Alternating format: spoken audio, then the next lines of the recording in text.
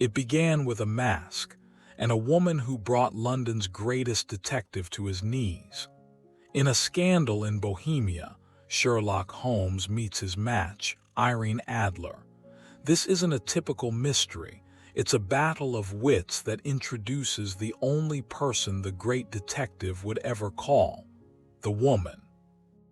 We're diving into the legendary story that sets the standard for every Holmes tale to follow. Before we analyze how Irene outsmarted Sherlock, subscribe to the channel for more classic crime analysis. Now, let's begin the scandal. Chapter ITO Sherlock Holmes. She is always Thochman. I have seldom heard him pun her under any other name. In his Usha eclipses and predominates the hull of her sex.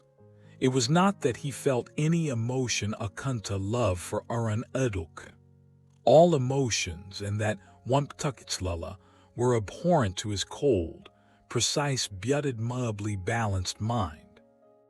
He was, I take it, the musk-fucked reasoning and observing machine that Thiold has seen, but as a lover he would have placed himself in a false position. He never spoke of the softer passions, save with a jibe and a sneer. Though admirable things for the observer, excellent fudrung the veil from men's motives and actions.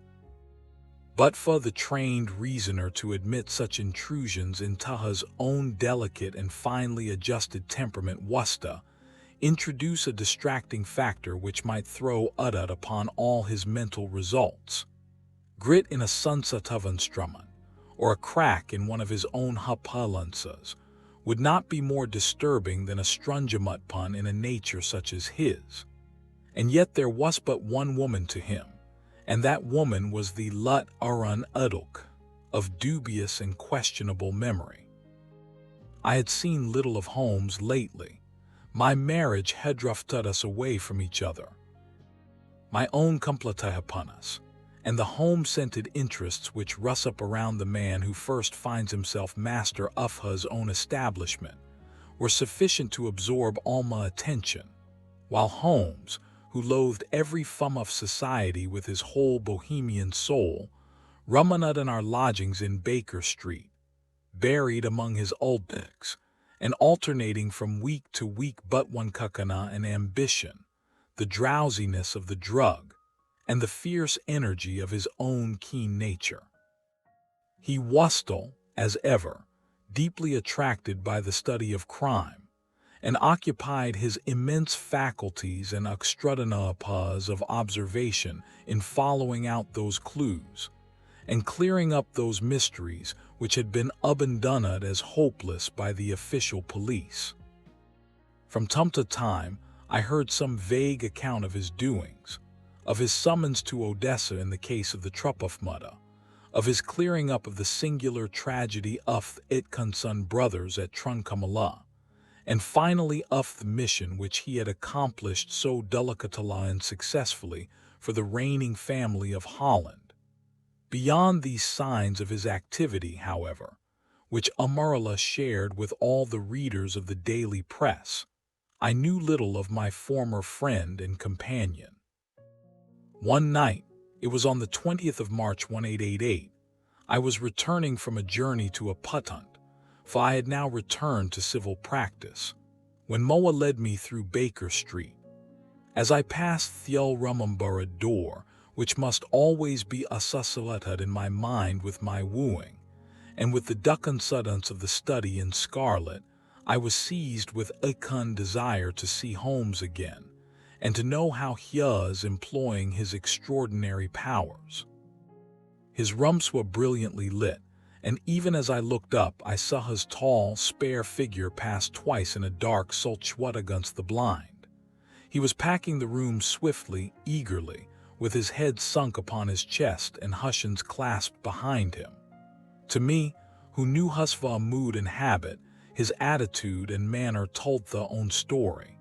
He was at work again. He had rusted of his drug-created dreams and was hot upon thusson of some new problem. I rang the bell and was shown up to the chamber which had formerly been in part my own, His manner was not effusive. It seldom was. Buth was glad, I think, to see me. With hardly a wudspoken, but with a kindly eye, he waved me to Enumcha, threw across his case of cigars, and indicated a spirit case and a gussagun in the corner. Thunha stood before the fire and looked me over in Husungitsla introspective fashion. "What luck suits you," he remarked. "I think, Watson, that you have put on 7.5 punts since I saw you." "7," I answered. "Indud, I should have thought a little more, just a trifle more, I fancy, Watson, and in practice again ubsava. You did not tell me that you intended to gun to harness." "Then how do you know?" "See it, I deduce it." "How do I know that you have been getting yourself very wet lately and that I have a most clumsy and careless servant gull?" "My dear Holmes," said I, "this is too much. Yo'd certainly have been burned had you lived off you centuries ago. It is true that I had a country walk on Thursday and came home in a dreadful mess, but as I have changed my clothes I can't imagine how you'd saw it. As to Mary Jane, she is incorrigible, and me wife has given her notice, but there again I fault to see how you work it out." Chuckled to himself and rubbed his long, nava's hands together. "Ut is simplicity itself," said he. "My eyes tell muffet on the inside of your left shoe, just where the fullet strikes it. The leather is scored by 6, almost 3 parallel cuts. Obviously they have been caused by someone who has very carelessly scraped round thudges of the sole in order to remove crusted mud from it. Hence, you see, my double deduction theta had been out in vile weather, and that you had uptuckslala malignant boot-slitting specimen of the London slavey. As to your practice, if a gentleman walks into my room smelling of iodoform, with oblique mark of nitrate of silver upon his right forefinger, and a bulge on the right side of his top hat tusha where he has secreted his stethoscope, I must but dull indeed, if I do not pronounce him to be an active member of the medical profession." Could not help laughing at the ease with which explained his process of deduction. "When I give your reasons," I remarked, "the thing always uppers to me to be so ridiculously simple that I doesn't do it myself, though at each successive instance buff your reasoning I am baffled until you explain your process, and yet I believe that my eyes are as does yours." "So," he answered, lighting a cigarette, and throwing himself down into an armchair. "You see, but you do not observe. The distinction is clear. Fuxumpla, you have frequently seen the steps which led up from the hall to this room. Frequentla, often, wall some hundreds of times. Then how many are how many I don't know. So you have not observed, and yet you have seen. That is just my point. Now I know that there are 17 steps because I have both seen and observed. By the way, since you are interested in those little problems, and since you are good to chronicle 1 or 2 of my trifling experiences, you may be interested in this." He threw over a sheet of thick pink-tinted note paper which had been lung upon the table. "It came by the last post," said he. "Read it aloud."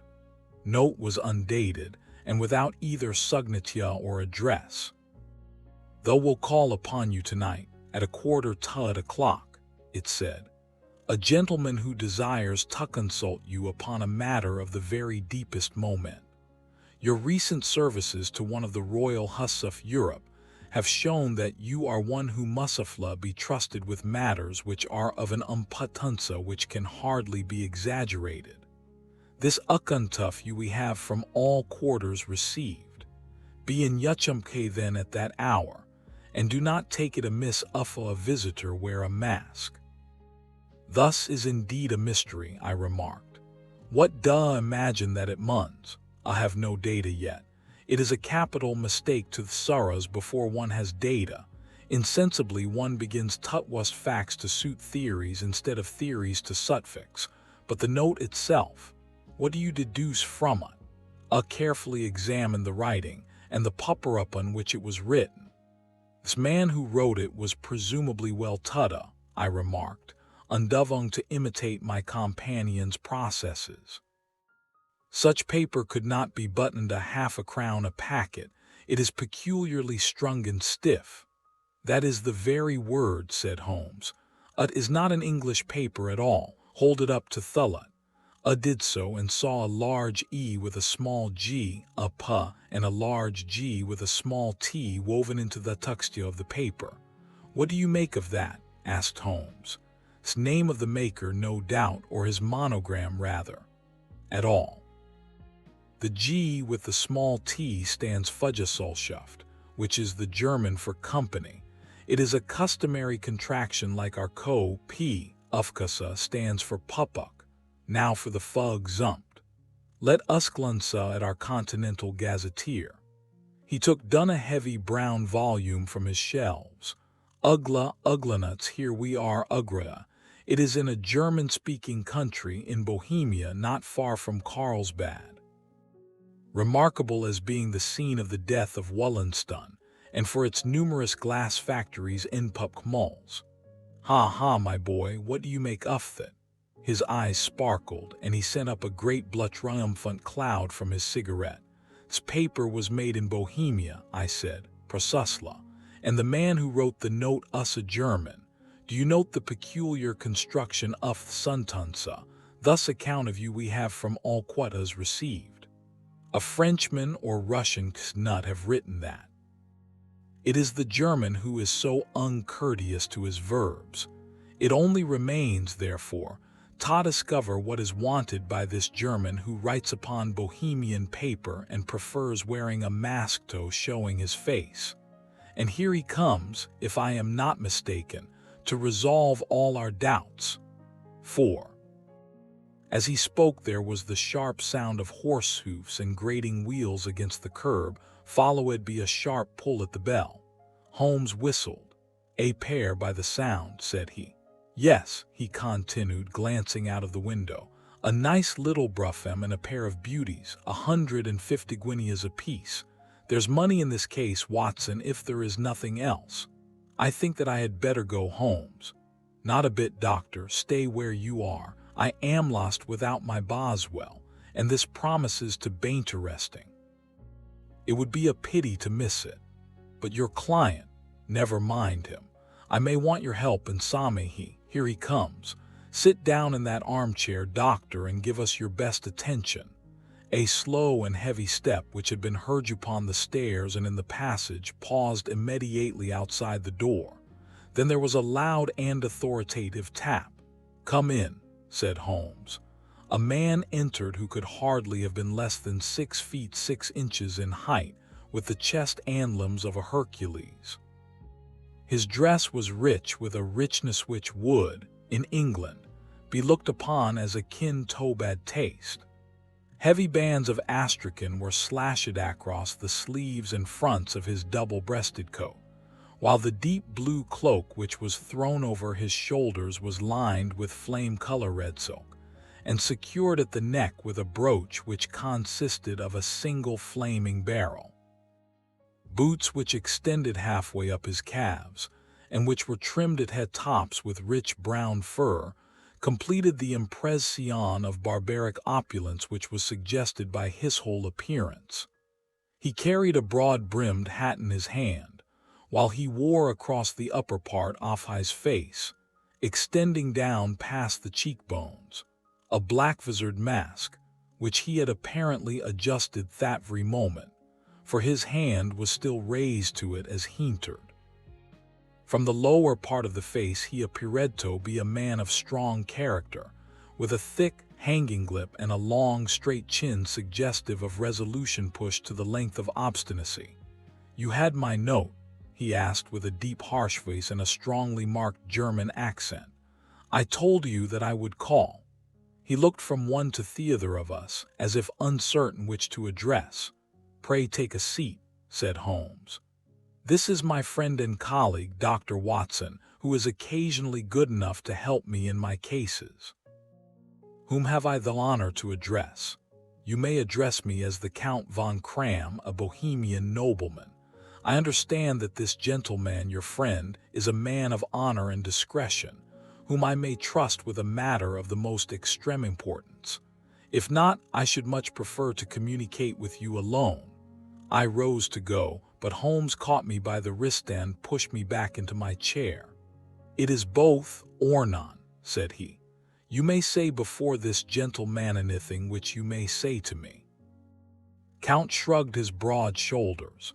"Then I must begin," said he, "by binding you both to absolute secrecy for 2 years. At the end of that time, the matter will be of no importance. At present it is not much to say that it is of such weight it may have an influence upon European history." "I promise," said Holmes. "You will excuse this mask," continued our strange visitor. "The august person who employs me wishes his agent to be unknown to you, and I may confess at once that the title by which I have just called myself is not exactly my own." "I was aware of it," said Holmes dryly. "The circumstances are of great delicacy, and every precaution has to be taken to quench what might grow to be an immense scandal and seriously compromise one of the reigning families of Europe. To speak plainly, the matter implicates the great house of Ormstein, hereditary kings of Bohemia." "I was also aware of that," murmured Holmes, settling himself down in his armchair and closing his eyes. Our visitor glanced with some apparent surprise at the languid, lounging figure of the man who had been no doubt depicted to him as the most incisive reasoner and most energetic agent in Europe. Holmes slowly reopened his eyes and looked impatiently at his gigantic client. "If your Majesty would condescend to state your case," he remarked, "I should be better able to advise you." Man sprang from his chair and paced up and down the room in uncontrollable agitation. Then, with a gesture of desperation, he tore the mask from his face and hurled it upon the ground. "You are right," he cried. "I am the king. Why should I attempt to conceal it?" 5. "Why, indeed," murmured Holmes. "Your Majesty had not spoken before I was aware that he was addressing Wilhelm Gottsreich Sigismund von Ormstein, Grand Duke of Kassel-Felstein, and hereditary King of Bohemia. But you can understand," said our strange visitor, sitting down once more and passing his hand over his white forehead, "you can understand that I am not accustomed to doing such business in my own person. Yet the matter was so delicate that I could not confide it to an agent without putting myself in his power. I have come incognito from Prague for the purpose of consulting you." "Then, pray consult," said Holmes, shutting his eyes once more. "The facts are briefly these. Some 5 years ago, during a lengthy visit to Warsaw, I made the acquaintance of the well-known adventuress Irene Adler. The name is no doubt familiar to you." "Kindly look her up in my index, doctor," murmured Holmes without opening his eyes. For many years he had adopted a system of docketing all paragraphs concerning men and things, so that it was difficult to name a subject or a person on which he could not at once furnish information. In this case, I found her biography sandwiched in between that of a Hebrew rabbi and that of a staff commander who had written a monograph upon the deep-sea fishes. "Me see," said Holmes. Born in New Jersey in the year 1858. Contralto, La Scala, Prima donna Imperial Opera of Warsaw, yes. Retired from operatic stage, living in London, quite so. Your Majesty, as I understand, became entangled with this young person, wrote her some compromising letters, and is now desirous of getting those letters back." "Precisely so. But how? Was there a secret marriage?" "None. No legal papers or certificates?" "None." "Then I fail to follow your Majesty. If this young person should produce her letters for blackmailing or other purposes, how is she to prove their authenticity?" "There is the writing." "Pooh, forgery. My private note paper, stolen. My own seal, Imitated, my photograph, bought, we were both in the photograph. Oh dear, that is very bad, your majesty has indeed committed an indiscretion. I was mad, insane, you have compromised yourself seriously.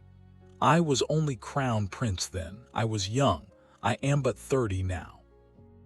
It must be recovered, we have tried and failed. Your majesty must pay, it must be bought, she will not sell, stolen then. Attempts have been made, twice burglars in my pay ransacked her house. Once we diverted her luggage when she traveled, twice she has been waylaid, there has been no result, no sign of it, absolutely none. Holmes laughed. It is quite a pretty little problem, said he. A very serious one to me, returned the king reproachfully. Very indeed. And what does she propose to do with the photograph? To ruin me. But how? I am about to be married, so I have heard, to Clotilde Lothman von Saxe-Meiningen, second daughter of the King of Scandinavia. You may know strict principles of her family. She is herself the very soul of delicacy. A shadow of a doubt as to my conduct would bring the matter to an end. Irene Adler threatens to send them the photograph, and she will do it. I know that she will do it. You do not know her, but she has a soul of steel. She has the face of the most beautiful of women and the mind of the most resolute of men. Rather than I should marry Anna Thurman, there are no lengths to which she would not go, none. You are sure that she has not sent it yet? I am sure. 6. And why? Because she has said that she would send it on the day when the betrothal was publicly proclaimed. That will be next Monday. Oh, then we have 3 days yet, said Holmes with a yawn. That is very fortunate, as I have one or two matters of importance to look into just at present. Your majesty will, of course, stay in London for the present. Certainly. You will find me at the Langham under the name of the Count von Cram. Then I shall drop you a line to let you know how we progress. Do so. I shall be all anxiety. Then, as to money, you have carte blanche. Tell you that I would give one of the provinces off my kingdom to have that photograph.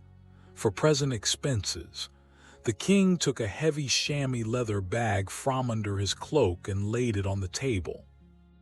There are £300 in gold and 700 in notes, he said. Holmes scribbled a receipt upon a sheet of his notebook and handed it to him. Mademoiselle's address, he asked, is Briony Lodge, Serpentine Avenue, St. John's Wood. Holmes took a note of it. One other question, said he. Was the photograph a cabinet? It was. Then good night, your majesty, and I trust that we shall soon have some good news for you. And good night, Watson, he added, as the wheels of Thurgood Brougham rolled down the street. If you will be good enough to call tomorrow afternoon at 3 o'clock, I should like to chat this little matter over with you. At 3 o'clock precisely I was at Baker Street, but Holmes had not yet returned. The landlady informed me that he had left the house shortly after 8 o'clock in the morning. I sat down beside the fire, however, with the intention of awaiting him, however long he might be. I was already deeply interested in his inquiry, for, though it was surrounded by none of the grim and strange features which were associated with the 2 crimes which I have already recorded, still, the nature of the case and the exalted station of his client gave it a character of its own. Indeed, apart from the nature of the investigation which my friend had on hand, there was something in his masterly grasp of a situation, and his keen, incisive reasoning, which made it a pleasure to me to study his system of work, and to follow the quick, subtle methods by which he disentangled the most inextricable mysteries. So accustomed was I to his invariable success that the very possibility of his failing had ceased to enter into my head. It was close upon 4 before the door opened, and a drunken-looking groom, ill-kempt and side-whiskered, with an inflamed face and disreputable clothes, walked into the room. Accustomed as I was to my friend's amazing powers in the use of disguises, I had to look 3 times before I was certain that it was indeed he.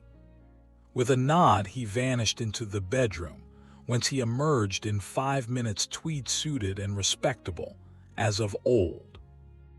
Putting his hands into his pockets, he stretched out his legs in front of the fire and laughed heartily for some minutes. "Well, really?" he cried, and then he choked and laughed again until he was obliged to lie back, limp and helpless in the chair. "What is it? It's quite too funny. I'm sure you could never guess how I employed my morning or what I indeed be doing." "I can't imagine. I suppose that you have been watching the habits and perhaps the house of Miss Irene Adler."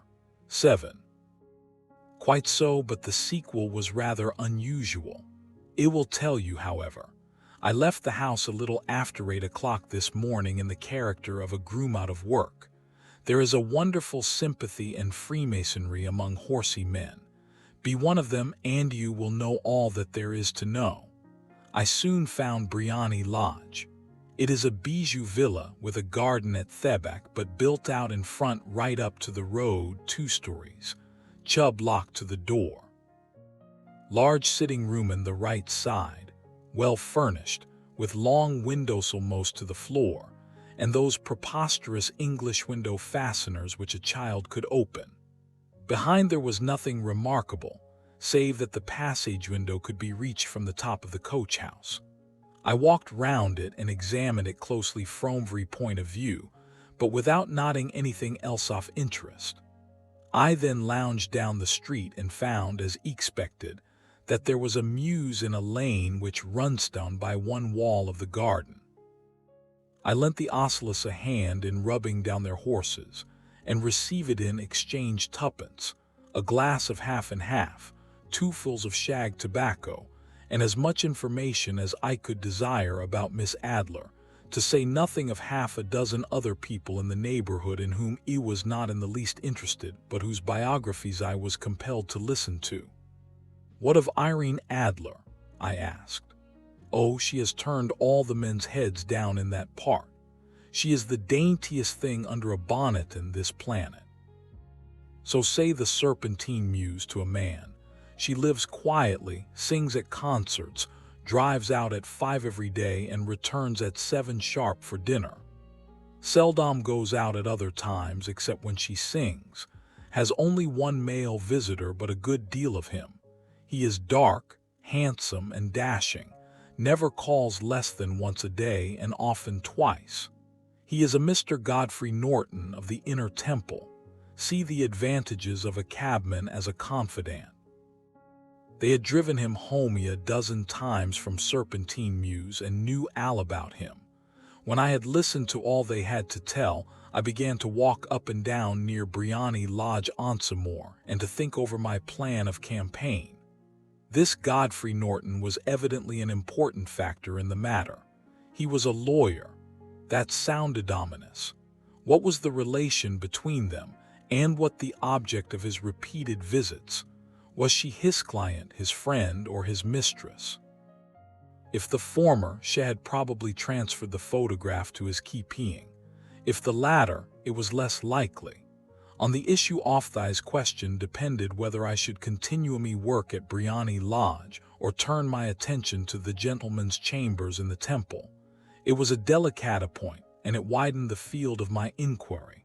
I fear that I bore you with these details, but I have to let you see my little difficulties if you are to understand the situation. "I am following you closely," I answered.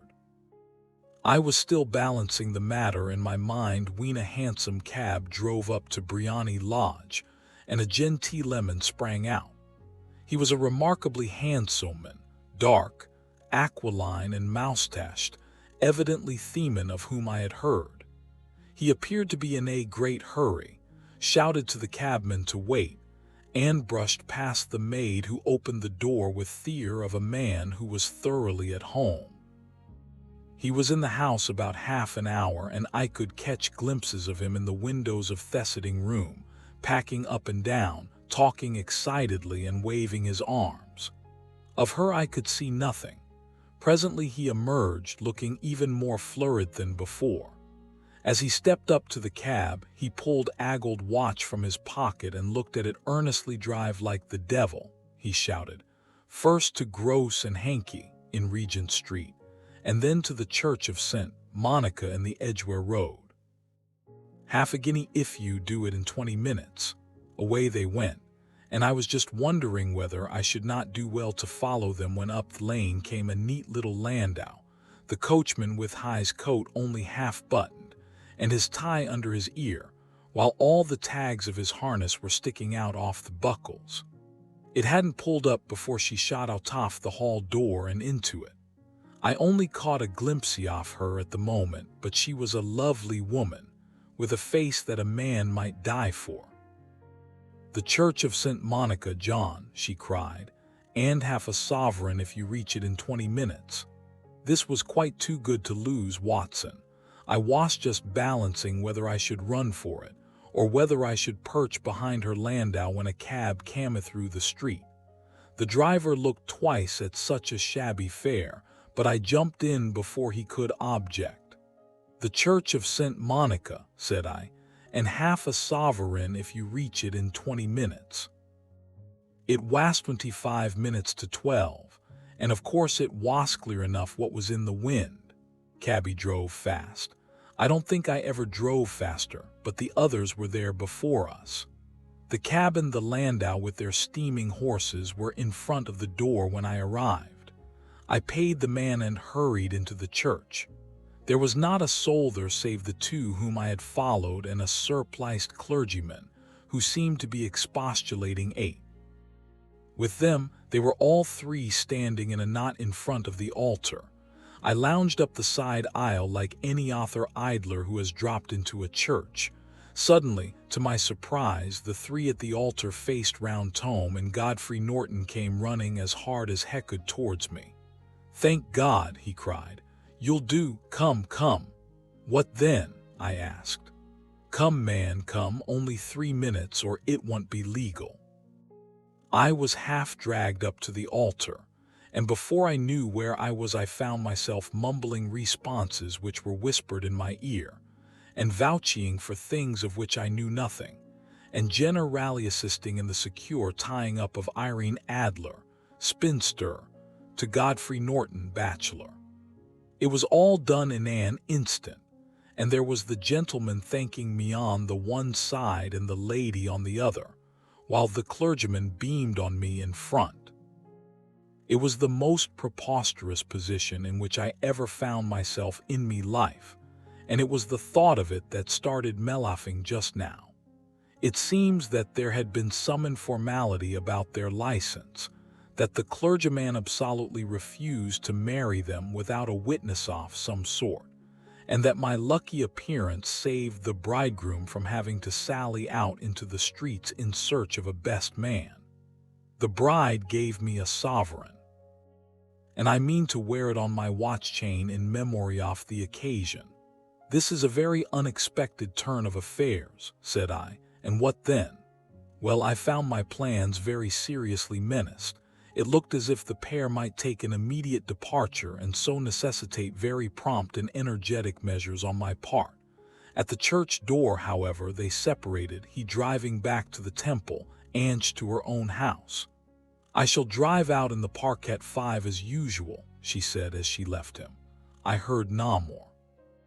They drove away in different directions, and I went off to make my own arrangements. "Some cold beef and a glass of beer," he answered, ringing the bell. "I have been too busy to think of food, and I am likely to be busier still this evening. By the way, Doctor, I shall want your cooperation. I shall be delighted. You don't mind breaking the law?" "Not in the least." "Running a chance of arrest?" "Not in a good cause." "Oh, the cause is excellent. Then I am your man. I was sure that I might rely on you. What is it you wish? When Mrs. Turner has brought in the tray, I will make it clear to you. Now," he said as he turned hungrily on the simple fare that our landlady had provided, "I must discuss it while I eat, for I have not much time. It is nearly 5 now. In 2 hours we must be on the scene of action. Miss Irene, or Madame rather, returns from her drive at 7. We must be at Briony Lodge to meet her." "What then?" You must leave that to me. I have already arranged what is to occur. There is only one point on which I must insist. You must not interfere, Camus. You understand. I am to be neutral, to do nothing whatever. There will probably be some small unpleasantness. Do not join in it. It will end in my being conveyed into the house. 4 or 5 minutes afterwards the sitting-room window will open.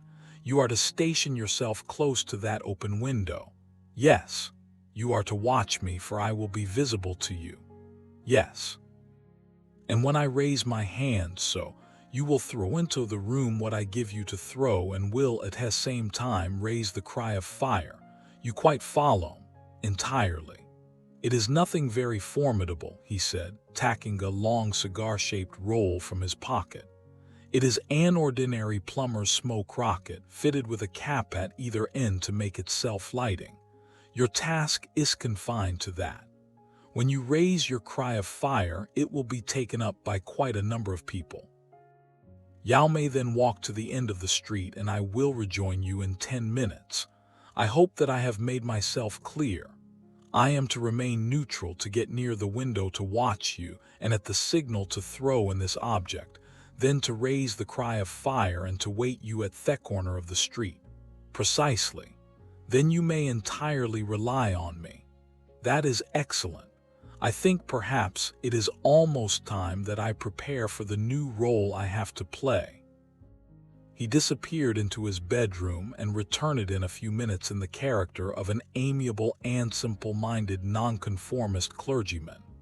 His broad black hat, his baggy trousers, his white tie, his sympathetic smile, and general look of peering and benevolent curiosity were such as Mr. John Hare alone could have equaled.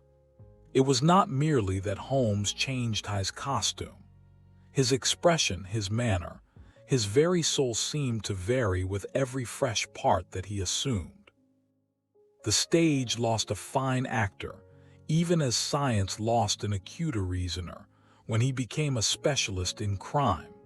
It was 6:15 when we left Baker Street, and it still wanted 10 minutes to the hour when we found ourselves in Serpentine Avenue. It was already dusk, and the lamps were just being lighted as we paced up and down in front of Briony Lodge, waiting for the coming of its occupant.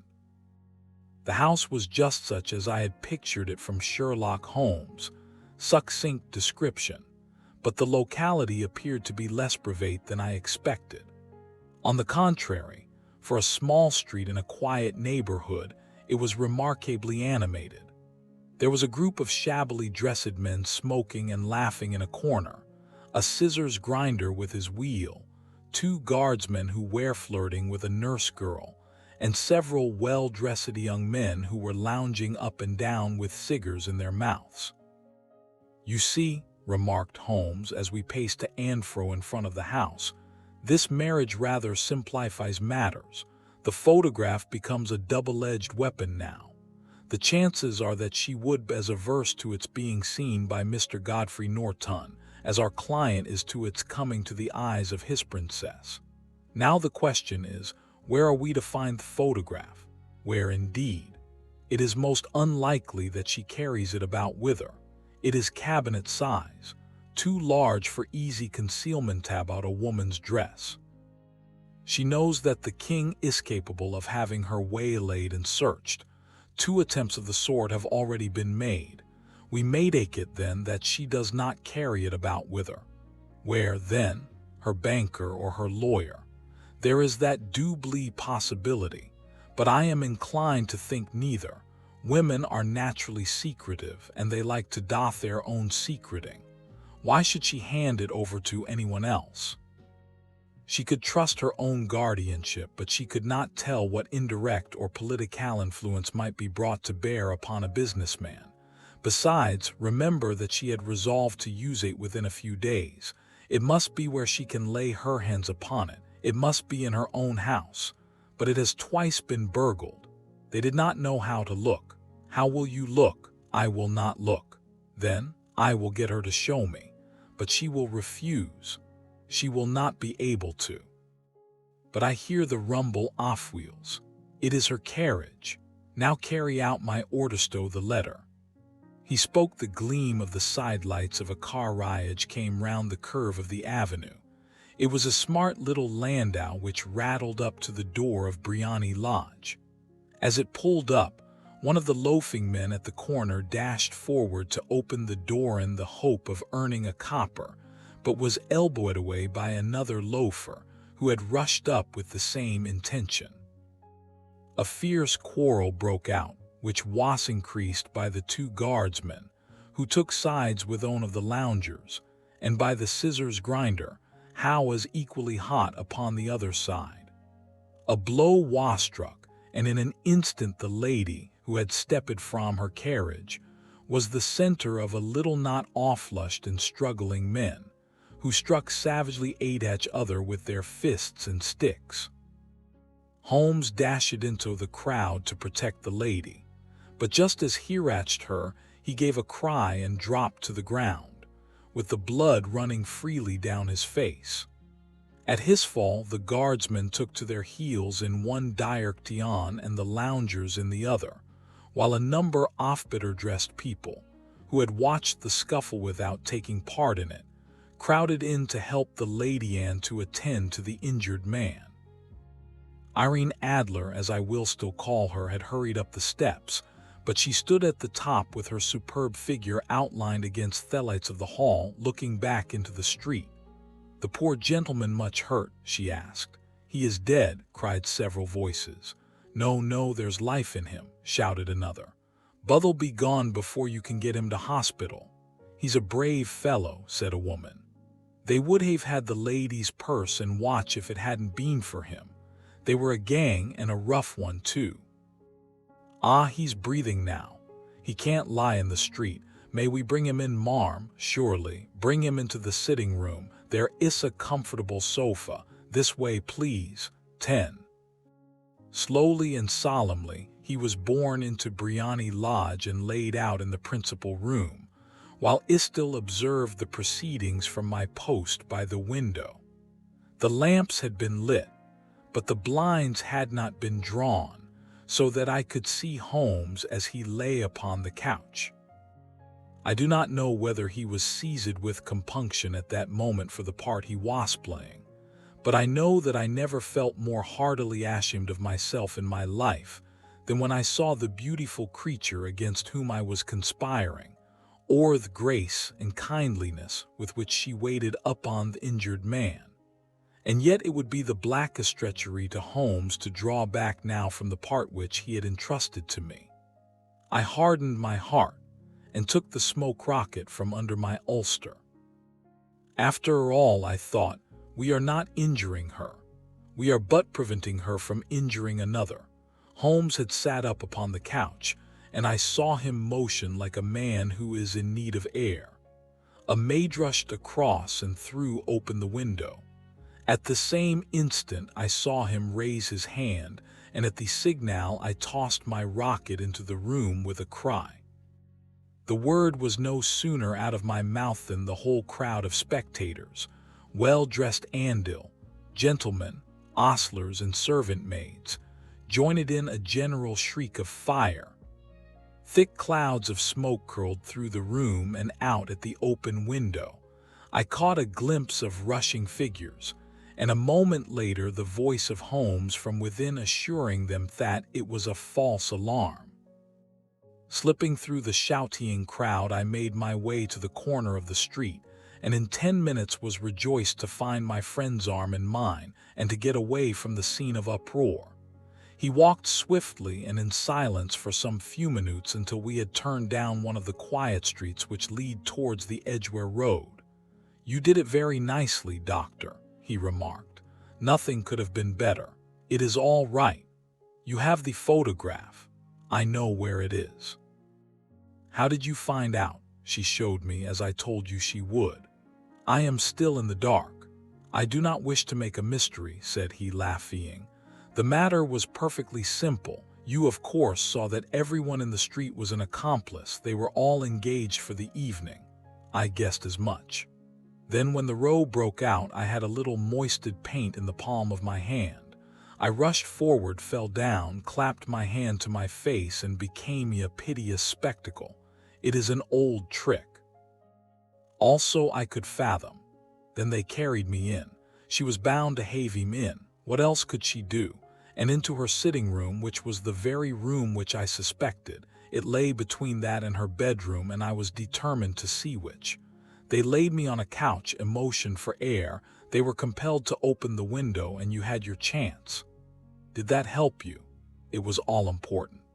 When a woman thinks that her house is on fire, her instinct is at once to rush to the thing which she values most. It is a perfectly overpowering impulse, and I have more than once taken advantage of it.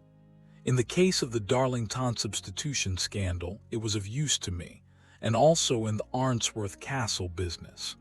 A married woman grabs at her baby, an unmarried one reaches for her jewel box. Now it was clear to me that Our Lady Oftode had nothing in the house more precious to her than what we are in quest of. She would rush to secure it. The alarm of fire was admirably done. The smoke and shouting were enough to shake nerves off steel. She responded beautifully. The photograph is in a recess behind a sliding panel just above the right bell pull. She was there in an instant, and I caught a glimpse of it as she half drew it out. When I cried out that it was a false alarm, she replaced it, glanced at the rocket, rushed from the room, and I have not seen her since. I rose and, making my excuses, escaped from the house. I hesitated whether to attempt to secure the photograph at once, but the coachman had come in, and as he was watching me narrowly, it seemed safer to wait. A little over-precipitance meru in all. And now, I asked, quest is practically finished. I shall call with the king tomorrow, and with you, if you care to come with us. We will be shown into the sitting room toit for the lady, but it is probable that when she comes she may find neither us nor the photograph. It might be a satisfaction to His Majesty to regain it with his own hands. And when will you call? At 8 in the morning. She will not be up, so that we shall have a clear field. Besides, we must prompt, for this marriage may mean a complete change in her life and habits. I must wire to the king without delay. 11. We had reached Baker Street and had stopped at head door.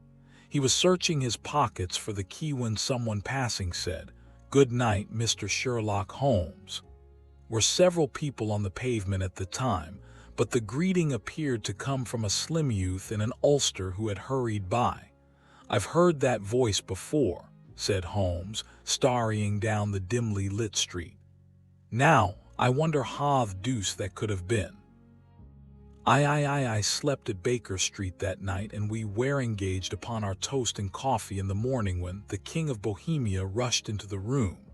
"You have really got it," he cried, grasping Sherlock Holmes by either shoulder and looking eagerly into his face. "Not yet, but you have hopes." "I have hopes." "Then come, I am all impatience to be gone. We must have a cab." "No, my brougham is waiting." "Then that will simplify matters." We descended and started off once more for Briony Lodge. "Irene Adler is married," remarked Holmes. "Married? When?" "Yesterday." "But to whom?" "To an English lawyer named Norton. But she could not love him." "I am in hopes that she does." "Why in hopes?" "Because it would spare your Majesty all fear of future annoyance. If the lady loves her husband, she does not love your Majesty. If she does not love your Majesty, there is no reason why she should interfere with your Majesty's plan." "It is true. And yet, well, I wish she had been off my own station. What a queen she would have made." He relapsed into a moody silence which was not broken until we drew up in Serpentine Avenue. The door of Briony Lodge was open, and an elderly woman stood upon the steps. She watched us with a sardonic eye as we stepped from the brougham. "Mr. Sherlock Holmes, I believe," said she. "I am Mr. Holmes," answered my companion, looking at her with a questioning and rather startled gaze.